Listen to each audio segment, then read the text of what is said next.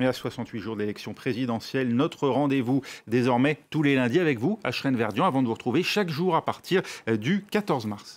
Bonsoir Raphaël, bonsoir à vous tous. Cette semaine, le thème du pouvoir d'achat s'est invité dans la campagne. Salaire, prix de l'énergie, les candidats étaient bien inspirés de s'en saisir, car selon les sondages, c'est le thème qui comptera le plus pour les électeurs dans le choix qu'ils feront en avril prochain. Un thème de prédilection pour la gauche qui n'affiche toujours pas de front uni, même si elle affirme qu'elle appellera Anne, Yannick, Fabien et Jean-Luc. Christiane Taubira, victorieuse de la primaire populaire, ne parvient pas à rassembler les autres candidats de gauche derrière sa candidature. Le récap politique est signé Florent Rodeau et Audrey Gelé. C'est l'histoire d'un lointain rêve nommé Union de la gauche. Christiane Taubira gagne le match de la primaire populaire et se verrait bien en capitaine d'équipe. Nous voulons une gauche unie, nous voulons une gauche debout. Je mesure la confiance que vous me témoignez. J'en suis profondément fière. Fière, mais désespérément seule. Avec les autres candidats, c'est toujours un dialogue de sourds. J'en ai un peu marre des appels téléphoniques où on me prend pour une bille, disons que ça finit par m'indisposer. Ça aurait pu être un moment de rassemblement et de rassemblement de toute la gauche pour une candidature unique. C'est une candidature de plus.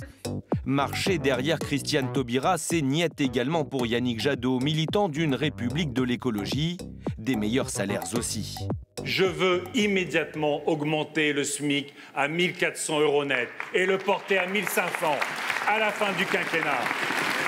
À chaque semaine, sa nouvelle polémique. Pour Éric Zemmour, immigration zéro rime avec délinquance zéro. Depuis les Hautes-Alpes, Christiane Taubira tente de prendre de la hauteur. Monsieur Zemmour ne m'intéresse pas. Je ne suis pas thérapeute. Une thérapie de famille, elles en auraient bien besoin. Psychodrame chez les Le Pen, Marion Maréchal penche pour Éric Zemmour, sa tante Marine s'agace et pour cause. À Madrid, pour la grande messe de l'extrême droite européenne, sa poignée de main avec le Hongrois Viktor Orban est franche, le soutien de certains de ses cadres, beaucoup moins. Ceux qui veulent partir partent, mais ils partent maintenant. C'est un manque total de dignité et de respect à l'égard de l'ensemble de nos militants. Du respect pour sa fille Marine, Jean-Marie en a encore un peu. En avril, il la soutiendra, malgré une sympathie pour Éric Zemmour. Voilà, c'est tout pour cette semaine. Vivement la prochaine. On nous l'a promettait populaire et c'est vrai qu'avec 390 000 votants, la primaire qui s'est déroulée hier a tenu toutes ses promesses, Ashrène. Et Christiane Taubira l'a emporté devant l'eurodéputé écologiste Yannick Jadot, Jean-Luc Mélenchon de la France Insoumise, l'eurodéputé Pierre Larouturou et la maire de Paris, Anne Hidalgo. Victoire nette pour l'ancienne garde des Sceaux, mais Paris raté, pas d'union, juste une candidature de plus. On en parle avec Roselyne Fèvre, chef du service politique de France 24. Bonsoir Roselyne. Bonsoir Ashrène. Quel étrange scrutin, tout ça pour ça, on a envie de dire. Oui, un étrange scrutin de A à Z, tout ça ne tenait pas tellement la route. On serait un peu cru hier soir avec ces notes qui étaient données, alors non pas dans une primaire populaire, mais à l'école primaire avec des passables, plus, moins. Et donc c'était un mélange entre l'école des fans et un peu la MJC du coin. Donc c'était un drôle de mélange. En plus, il y a eu quand même, lors de cette drôle de campagne, parce qu'il n'y a pas vraiment eu de campagne, des visuels de promotion bourrés de fautes d'orthographe. Donc les internautes s'en sont donnés à cœur joie. Nous ne pourrons pas laisser les fonctionnaires se faire maltraiter ES au lieu de ER. Donc rien n'allait. En plus, il y avait des candidats qui avaient marqué leur opposition à figurer dans cette campagne, c'est-à-dire Yannick Jadot, Anne Hidalgo et Jean-Luc Mélenchon. Et ils ont été enrôlés de force. Il y a eu les malgré nous, à l'époque, qui étaient enrôlés dans la Wehrmacht. Mais bon, évidemment, tout ça n'a pas de rapport. Mais là, c'était les malgré eux. Malgré eux, ils étaient enrôlés dans cette primaire dont ils ne voulaient pas. Et d'un autre côté, il y avait Fabien Roussel qui, lui, ne figurait pas. Et on se demande pourquoi. Et aujourd'hui, elle crie à l'unité, elle veut rassembler tout le monde, alors que dans le fond, quand on regarde la carrière d'Anne Hidalgo, elle n'a été qu'un missile anti-Parti socialiste. Christiane Taubira, j'ai dit quoi? Anne Hidalgo, pardonnez-moi. Vous avez raison de rectifier, c'est bien. Je teste en fait votre capacité d'écoute qui est très grande. Bravo. Donc Christiane Taubira, en 1994, elle est sur une liste de Bernard Tapie aux Européennes, sous l'impulsion de François Mitterrand qui voulait torpiller Michel Rocard. Donc déjà, divise le Parti socialiste avec Tapie. Ensuite, en 2002, bien évidemment, elle se présente contre Lionel Jospin. On l'accuse de vouloir torpiller Lionel Jospin et d'être en quelque sorte l'artisan de la victoire de Jean-Marie Le Pen au second tour. Et puis, elle part en pleine crise du terrorisme lorsqu'elle est garde des Sceaux et qu'elle met à mal le président de la République de l'époque, donc qui est François Hollande, parce qu'elle part du gouvernement en pleine crise sur la proposition d'échéance de nationalité. Donc, en termes de rassemblement, j'ai envie de dire, il y a mieux. Merci beaucoup Roselyne et on vous retrouve demain dans Mardi Politique, une version longue de votre émission aux côtés de Frédéric Rivière. De RFI, vous recevez donc la maire de Paris et candidate à la présidentielle, Anne Hidalgo, justement. C'est ce qu'on appelle un marronnier chez nous, les journalistes, un sujet qu'on voit revenir régulièrement des débats de la campagne présidentielle en France, la question de la légalisation et de la vente de consommation, non pas de marron, mais de cannabis. Elle ressurgit encore une fois dans les programmes. Absolument, et sujet d'importance, surtout en France, Raphaël. C'est le pays d'Europe qui compte le plus de consommateurs de joints, mais aussi le pays où la répression est l'une des plus sévères. Alors face à ce constat, que faire? La question divise. L'écologiste Yannick Jadot, par exemple, prône une légalisation contrôlée du cannabis.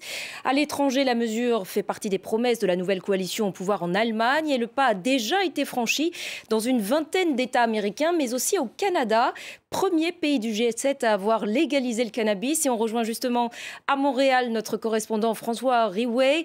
Bonjour François, plus de 3 ans après l'entrée en vigueur de la loi, quel est le bilan ?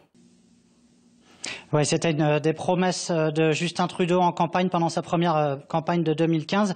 Il souhaitait avec cette légalisation pouvoir, je cite, permettre aux Canadiens d'acheter un produit sécure, approuvé par la santé publique et de ne pas envoyer de l'argent dans les poches des criminels, disait-il, au moment où en fait cette légalisation a commencé à l'octobre 2018. Sur ce point de la criminalité du trafic, je vous propose d'écouter le criminologue que j'ai interviewé, David Descaries-Étu, de l'Université de Montréal. Lui et son équipe ont publié plusieurs rapports de recherche sur l'évolution du trafic illicite de cannabis au Canada depuis la légalisation. Souvent, on va parler de 5 à 10 ans pour éliminer un marché noir une fois qu'une substance va être légalisée. Aujourd'hui, on parle environ que la moitié du marché noir serait disparu au Canada en environ 3 ans. Donc, on s'enligne quand même très bien pour éliminer une bonne partie du marché noir d'ici un horizon de 5 à 10 ans, même si, évidemment, il va toujours rester des poches qui vont être assez difficiles à combattre au bout de cette période-là. Voilà, et côté enjeu de santé publique, c'est l'autre grand enjeu de cette légalisation depuis 3 ans. Le Canada qui se situait en 2017, juste avant la légalisation, au même niveau que la France en termes de consommation déclarée des Canadiens adultes, soit à peu près la moitié d'entre eux qui disaient avoir consommé au moins une fois du cannabis dans leur vie. Eh bien, selon Statistique Canada, il y a une diminution de la consommation chez les plus jeunes, les moins de 17 ans notamment, et une augmentation légère, notable chez les plus de 25 ans. Pas d'impact par ailleurs, par exemple, sur les accidents de la route et la sécurité routière, toujours selon Statistique Canada, et toujours seulement 3 ans après cette légalisation. Merci beaucoup François pour toutes ces précisions en direct de Montréal. Ce sont nos meilleurs amis, mais ceux aussi qu'on adore détester ici en France. Comment les Britanniques voient-ils la campagne présidentielle française? Et Philippe Turle nous a rejoint sur ce plateau. Bonsoir Philippe, vous allez nous faire une revue de presse spéciale sur le sujet. Je le rappelle, vous êtes chroniqueur international sur la chaîne anglophone de France 24. L'élection présidentielle en France intéresse-t-elle nos amis britanniques? Oui, et toujours d'ailleurs, on a du mal à le croire peut-être en France, mais les Anglais aiment bien garder un œil assez fixe sur les élections en France, ça a toujours été le cas. Et puis cette année, ce n'est pas une exception. Il n'y a pas une journée où il n'y a pas une histoire dans la presse qui parle un peu de ce qui se passe en France. Il y a une fascination pour la vie française, pour les candidats pour l'élection présidentielle. Et le premier candidat qui fascine le plus, c'est Emmanuel Macron lui-même. Est-ce qu'il posera sa candidature ou pas? Et quand est-ce qu'il va l'annoncer? On le dit d'ailleurs dans l'Independent que c'est probablement l'Union européenne qui va utiliser le plus pour faire valoir son statut d'homme d'État, de faire en sorte que les gens l'apprécient sur la scène internationale, et ça va regonfler ses sondages en France, mais aussi pas seulement Emmanuel Macron, mais sa femme Brigitte Macron. Les premières dames fascinent toujours les Britanniques dans la presse, et je me souviens que Carla Bruni avait fasciné la presse britannique lors de son arrivée au pouvoir avec Nicolas Sarkozy en 2007. Et donc, cette fois-ci, Brigitte Macron aussi fait la une des journaux. Cette fois-ci, dans un article dans le Daily Mail où Brigitte Macron dit aux Britanniques, vraiment, j'ai jamais été très aimé par les Français. Les Français n'ont pas voulu de moi. Ils ont voulu de mon mari, Emmanuel. Il y a aussi une autre femme qui était arrivée face à Emmanuel Macron en 2017, bien connue des Britanniques, Marine Le Pen, ne serait-ce que par le patronyme Le Pen. Il y a Éric Zemmour et puis il y a tous ces autres candidats. Ils sont vus comment? C'est exact. Et il y a en Grande-Bretagne une grosse interrogation, une question que tout le monde se pose. Mais comment est-ce que c'est possible que l'extrême droite en France ait autant de succès? Parce que chez les Britanniques, on a eu le UKIP, mais le UKIP n'existe plus depuis le départ de la Grande-Bretagne de l'Union européenne. Il y a eu une toute petite partie qui s'appelle le British National Party, qui est de l'extrême droite, mais qui n'a presque aucune représentation en Grande-Bretagne. On n'a rien à voir avec la candidature de Jean-Marie Le Pen ou de Marine Le Pen, et encore moins Éric Zemmour aujourd'hui. Donc, Marine Le Pen est très connue des Britanniques, comme son père Jean-Marie Le Pen avant elle. Et maintenant, Éric Zemmour commence à faire la une des gros titres comme The Times, en disant il veut faire de la France éternelle. Il essaie d'attirer les votants en France. Mais les Britanniques, je pense vraiment, ils ont du mal à comprendre d'où vient ce phénomène de l'extrême droite. Pourquoi autant de soutien pour l'extrême droite en France, alors qu'il y a une droite traditionnelle qui est représentée par Valérie Pécresse et la gauche. Qu'est-ce qui se passe pour la gauche? Parce que la gauche, en France, n'existe presque plus. Une personne à gauche qui est vraiment peut-être mieux connue que les autres, c'est Anne Hidalgo. Pourquoi? Parce que Anne Hidalgo est connue comme la personne qui représente Paris, qui est maire de Paris, comme Sadiq Khan, qui est maire de Londres. Et donc, les deux se voient assez fréquemment. Ils se sont déjà vus. Anne Hidalgo commence à essayer de parler anglais. Pas toujours très bien, mais elle essaie de parler anglais avec Sadiq Khan. Elle est connue, mais on a du mal à comprendre comment quelqu'un qui représente le parti de François Mitterrand, les socialistes et François Hollande peut faire aussi peu d'estimation de vote à 3% pour les élections présidentielles à venir. Donc, c'est pas terminé. Tous les jours, il y a quelque chose. Les Britanniques, même si on n'est plus dans l'Union européenne, sont toujours aussi fascinés que de la France qu'ils ont été toujours. Merci beaucoup Philippe pour ce point de vue britannique sur la campagne. Et on en vient à notre portrait d'électeur, direction les Hauts-de-France et la Picardie. Et on part à la rencontre de Nathalie de la Chapelle, infirmière qui a décidé de quitter l'hôpital public qu'elle qualifie de déshumanisé pour se mettre à son compte. Elle s'est confiée à nos reporters Florence Vimino et Julie Dungeloff sur les difficultés auxquelles sont confrontés les personnels soignants et elle leur a exposé ses propositions pour faire avancer la France. Regardez.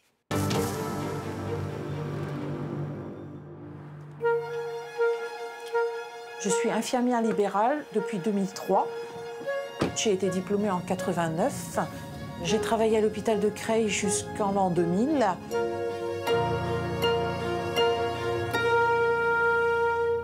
Dans ma voiture, j'ai ma référence à mon petit gilet jaune.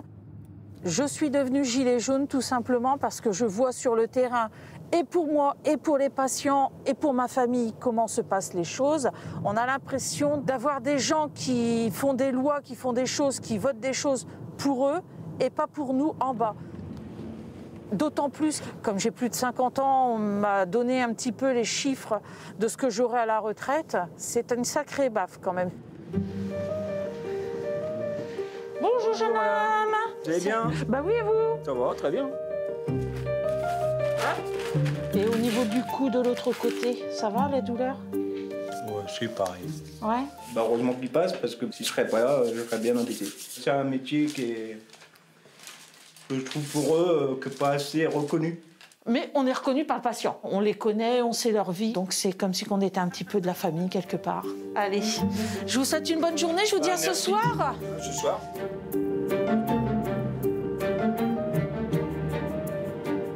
L'hôpital était déshumanisé.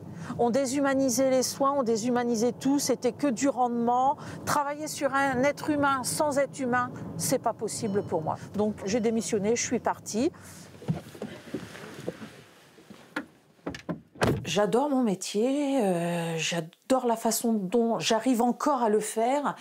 Malheureusement, je vois que par rapport à l'évolution des choses, mon métier se transforme, devient plus de la technique, prend une dérive qui ne me convient pas pour l'avenir. Si j'étais présidente, je remettrais de l'humain à l'hôpital et dans le libéral. J'arrêterais cette course à la rentabilité et j'arrêterais ce lobbying pharmaceutique. Et je créerais une constituante pour redonner le pouvoir au peuple afin qu'il soit maître lui-même de son avenir.